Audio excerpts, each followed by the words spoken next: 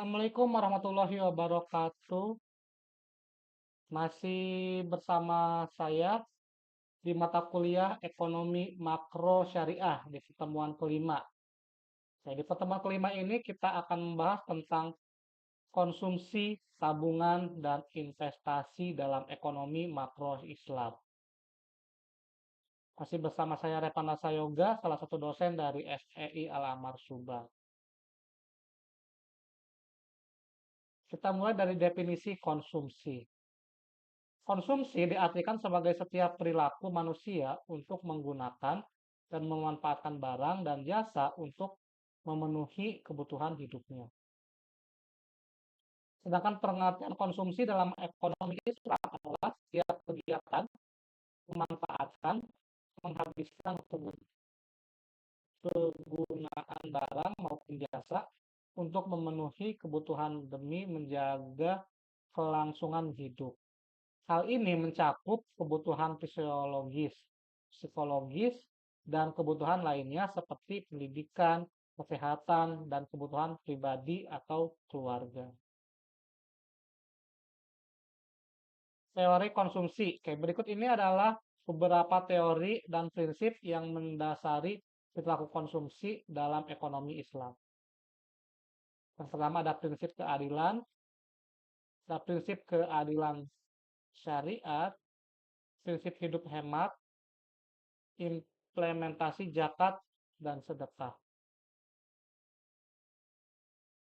Faktor yang mempengaruhi konsumsi: pendapatan, harga barang dan jasa, kekayaan rumah tangga, tingkat bunga. Sekarang definisi tabungan. Tabungan adalah simpanan uang yang disimpan dalam suatu akun atau wadah keuangan tertentu, seperti bank dengan tujuan untuk digunakan di masa depan. Penarikan tabungan biasanya diatur oleh syarat-syarat tertentu yang disepakati antara nasabah dan bank. Dalam konteks perbankan, tabungan sering kali memberikan bunga atau bagi hasil berdasarkan saldo dan simpan.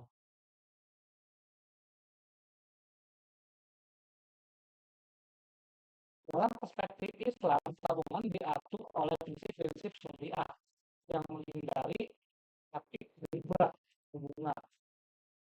Tabungan syariah merupakan simpanan yang dikelola sesuai dengan hukum Islam, di mana keuntungan diperoleh melalui sistem bagi hasil atau nisbah daripada bunga. Teori tabungan. Dalam ekonomi Islam, teori tabungan diatur oleh prinsip-prinsip syariah yang melibatkan dua jenis akad utama, mudorobah dan wadiyah. Mudorobah itu adalah akad kerjasama usaha antara dua pihak, sohibul mal, pemilik dana, dan madarib atau pengelola dana. Sementara wadiyah itu adalah akad penitipan uang atau barang dari pihak yang mempunyai uang kepada pihak yang diberi kepercayaan.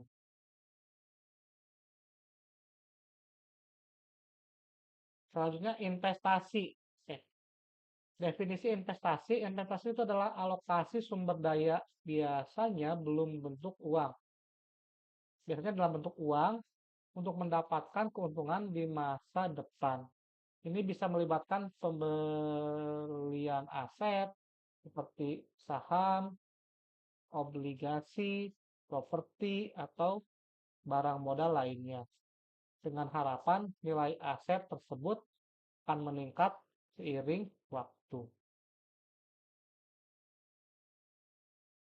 Prinsip-prinsip investasi dalam konteks ekonomi Islam, investasi harus memenuhi prinsip-prinsip syariah yang meliputi larangan riba tadi ya, bagi hasil dan keadilan sosial, transparansi dan pastinya halal.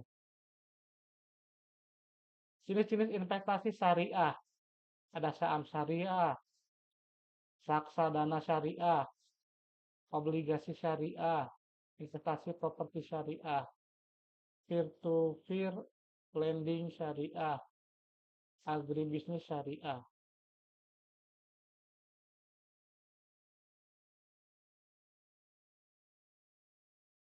Ini jenis-jenis investasi syariah. Jadi barangkali nanti bisa apa menginvestasikan ya. Jadi dari sebelum menabung, selain menabung, kita juga harus bisa berinvestasi untuk masa depan kita.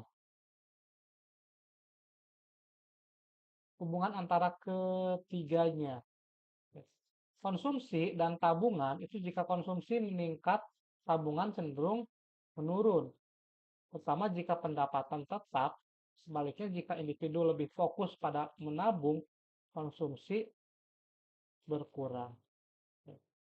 Ini biasanya ya, kalau biasanya kita ibarat begini, jika kita misalkan si A gajinya sebulan 5 juta,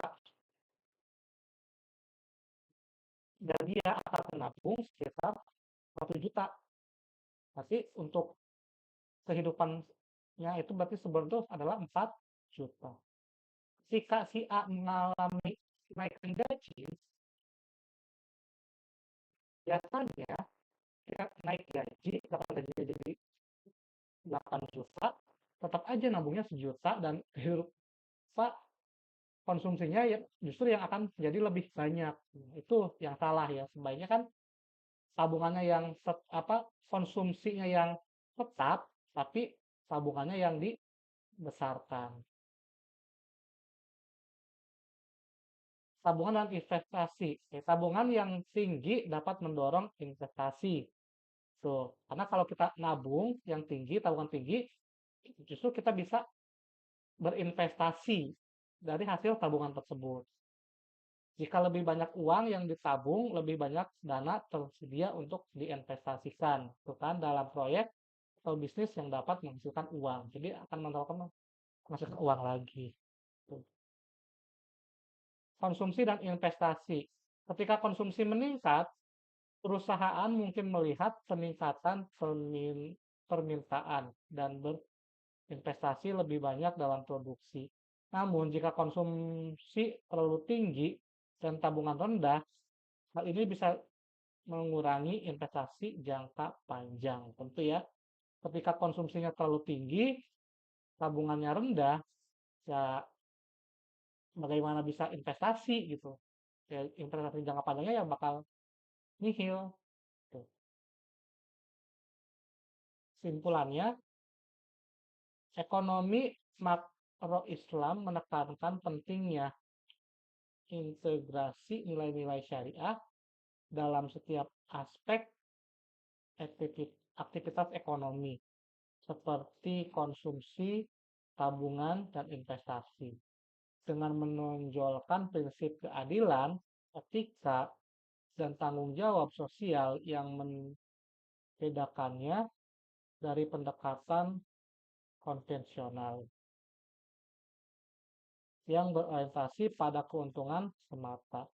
Dalam konsumsi, ekonomi Islam mendorong perilaku beretika, hidup hemat, dan tidak berlebihan, sehingga kebutuhan terpenuhi secara adil tanpa merugikan orang lain. Tabungan dipandang sebagai sarana investasi masa depan yang selaras dengan prinsip syariah melalui akad seperti mudorobah dan wadiyah. Memastikan dana digunakan secara produktif untuk kemaslahatan masyarakat. Investasi berbasis syariah juga harus bebas dari unsur riba dan hanya melibatkan sektor yang halal dengan modal bagi hasil seperti mudorobah dan musyarakah yang mendorong partisipasi aktif serta keadilan sosial dengan menjaga keseimbangan antara konsumsi, tabungan, dan investasi. Ekonomi Islam bertujuan menciptakan pertumbuhan yang adil, berkelanjutan, dan mampu menghadapi tantangan global secara lebih baik. Oke. Itu saja mungkin untuk pertemuan di mata kuliah ekonomi makro hari ini. Silakan dikerjakan tugasnya. Terima kasih. Wassalamualaikum warahmatullahi wabarakatuh.